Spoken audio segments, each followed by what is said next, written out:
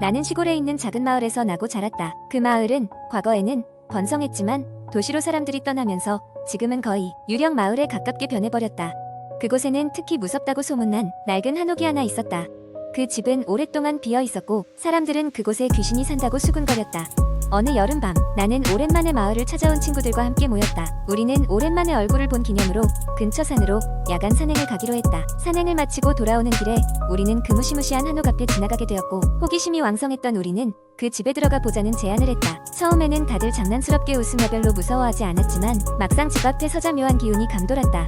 깜깜한 밤하늘에 집의 실루엣이 마치 괴물처럼 보였고 보름달이 그 위를 기이하게 밝히고 있었다. 하지만 우리는 호기심을 억누를 수 없었고 결국 문을 열기로 결심했다. 집 안은 예상대로 으스스했다.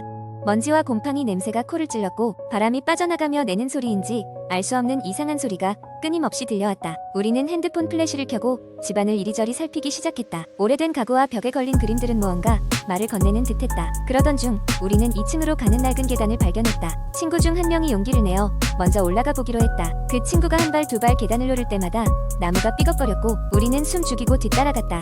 2층에 도착하자마자 우리는 오래된 다락방 문을 발견했다.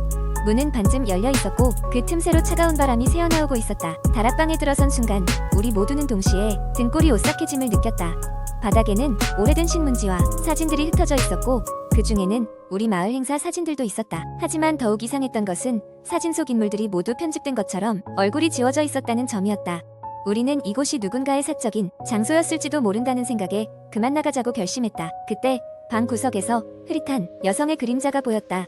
그 그림자는 분명히 움직이고 있었고 우리는 그 자리에서 얼어붙었다. 그 순간 그림자가 우리를 향해 천천히 다가오기 시작했다. 비명을 꽤 지르고 우리는 뒤도 돌아보지 않고 집 밖으로 달려나왔다. 밖으로 나오자 귀신 같은 그림자가 집 안쪽으로 사라지는 것이 보였고 우리는 숨이 차도록 멀리 도망쳤다. 그날 이후로 우리는 다시는 그 집 근처에 가지 않았다. 하지만 그날 밤 본 그림자가 진짜 귀신이었는지 아니면 우리의 상상력이 만들어낸 환상이었는지 여전히 알 수 없다. 그저 한옥은 지금도 그 자리에서 아무도 모르게 자신만의 이야기를 속삭이고 있는 것만 같다. 두 번째 이야기, 인터넷에서 흔히 볼 수 있는 한국의 공포 이야기는 주로 개인의 일상적인 경험에서 시작하여 점점 이상하고 무시무시한 방향으로 전개됩니다.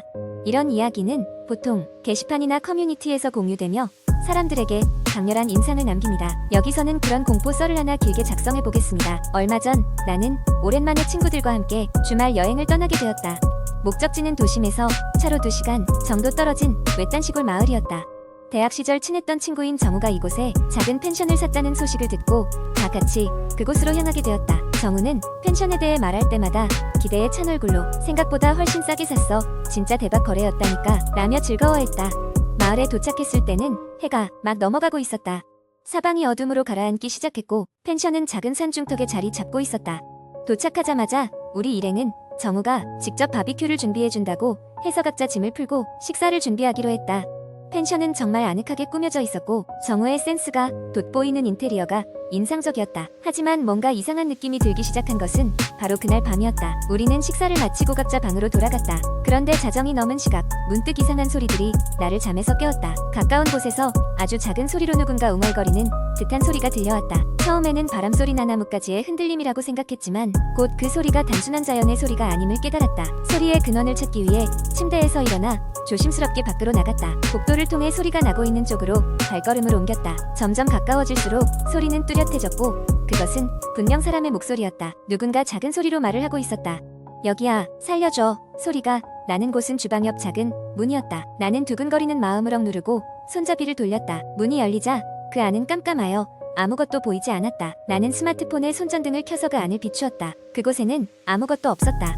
적어도 처음에는 그렇게 보였다. 그러나 자세히 보니 바닥에는 오래된 녹슨 철문이 있었다. 마음속에서는 열지 말라는 경고가 울렸지만 호기심은 경고를 이겨냈다. 철문을 열자 나선형 계단이 아래로 이어져 있었다. 계단은 곰팡이 냄새가 진동했고 어디까지 이어지는지 알 수 없을 정도로 깊어 보였다.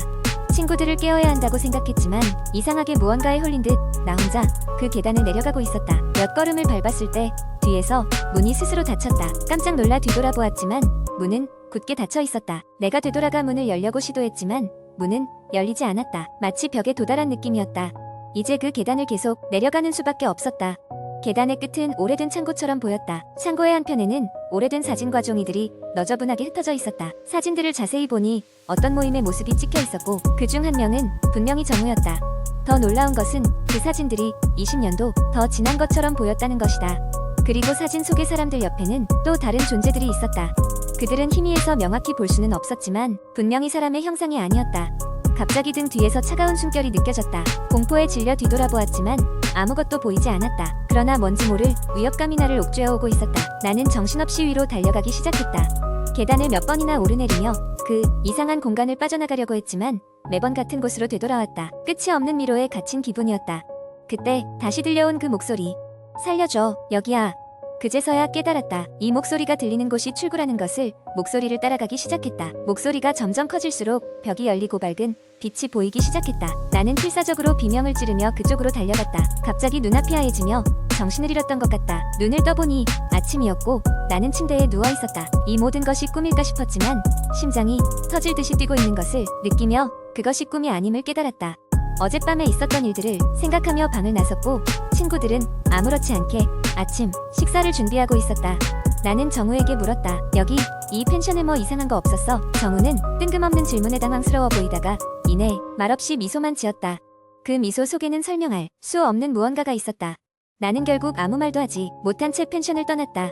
그날 밤의 기억은 아직도 생생하다. 가끔씩 혼자 있을 때면 그 목소리가 다시 들려오는 것만 같다. 여기야, 살려줘. 그 이후로 나는 그 펜션에 대한 모든 연락을 끊었고 그곳에 대해 더 이상 알지 않으려 했다. 하지만 가끔씩 뉴스를 보다 보면 그 마을 이름이 언급되는 것을 보곤 한다. 그리고 그런 날엔 어김없이 그 목소리가 다시 들리는 것이다. 살려줘. 세 번째 이야기. 저는 대학을 졸업하고 첫 직장에 취직하게 되었습니다.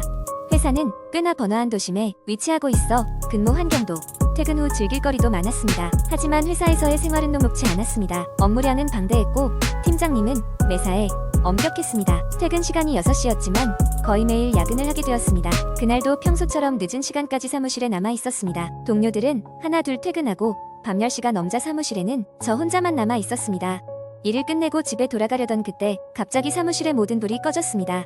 정전인가 싶어 핸드폰 플래시를 켜서 주변을 살폈는데 복도 쪽에서 희미한 불빛이 새어나오는 게 보였습니다. 분명 아무도 없었을 텐데 이상하다고 생각했습니다. 불빛이 새어나오는 쪽으로 다가가 보니 그곳은 사무실 구석에 위치한 작은 수납실이었습니다. 주변 동료들도 잘 사용하지 않아 거의 방치된 공간이었죠. 신기하게도 수납실 문틈으로 희미한 빛이 새어나오고 있었습니다. 호기심이 생긴 저는 조심스럽게 문을 열어보았습니다. 안에는 아무것도 없었습니다. 낡은 박스들과 오래된 서류들 뿐이었죠. 그런데 그 순간 등 뒤에서 찬바람이 불어왔습니다. 돌아보았지만 복도는 여전히 고요했습니다. 저는 급히 사무실로 돌아가 짐을 챙겼습니다. 그때 그 불빛은 사람의 장난일 수 있다고 합리화하며 집으로 향했습니다. 지친 몸을 이끌고 침대에 눕자마자 깊은 잠에 빠졌습니다. 하지만 그날 밤 꿈속에서 끔찍한 일이 일어났습니다. 저는 회사 사무실에 앉아있고 전화기 벨소리가 울리기 시작했습니다. 전화를 받자 도망쳐라는 섬뜩한 목소리가 들렸습니다. 깜짝 놀라 깨어났는데 핸드폰에는 아무런 부재중 전화도 메시지도 남아있지 않았습니다. 그 사건 이후로 매일 밤 이상한 꿈을 꾸게 되었습니다. 꿈속에서 저는 항상 회사 수납실 앞에 서 있었고 그곳에서 흘러나오는 불빛은 점점 더 강해졌습니다. 미지의 힘이 저를 그쪽으로 끌어당기려 하는 것처럼 느껴졌습니다. 매일 아침 식은땀을 흘리며 잠에서 깼습니다. 어느 날 퇴사한 선배에게 연락이 왔습니다. 오랜만에 연락인지라 반갑기도 하고 한편으로는 궁금했습니다. 선배는 퇴사하기 전 저와 비슷한 경험을 했다고 합니다. 그는 사무실에서 무언가가 그를 지켜보는 듯한 기분에 사로잡혀 괴로워했다고 합니다. 그리고는 수납실을 조사해보던 중 이상한 기록을 발견했다고 했습니다. 그것은 몇 년 전 회사에서 발생한 사고에 대한 보고서 사본이었습니다. 보고서에 따르면 그 수납실은 원래 사무실이 아니라 이전에 사장이 쓰던 사무 공간이었으며 그곳에서 사장은 스스로 목숨을 끊었다고 합니다. 그 사건 후 사무실은 재배치되었고 수납실로 바뀌었지만 그곳에 남아 있는 그의 흔적 때문인지 기묘한 일들이 잦아졌다고 합니다. 이야기를 들으면서 등골이 오싹해졌습니다. 그동안의 일들이 그 사고와 관련 있을지도 모른다는 생각에 섬뜩했습니다. 선배는 걱정스러운 목소리로 저에게 그곳에서 멀어지라고 조언했습니다. 고민 끝에 저는 이내 사직서를 제출했고 며칠 뒤 퇴사를 결정했습니다. 회사를 떠난 후로 꿈은 더 이상 나타나지 않았습니다. 평온한 삶을 되찾았지만 가끔씩 그 수납실과 불빛이 생각나 소름 끼칠 때가 있었습니다. 그리고 그곳에는 아직도 누구인지 모를 존재가 남아있지 않을까 하는 불안감이 가시지 않았습니다. 그렇게 이 이야기는 끝났지만 지금 이 글을 읽는 여러분도 주변을 한번 둘러보세요. 혹시 평소와는 다른 낯선 느낌이 들진 않나요?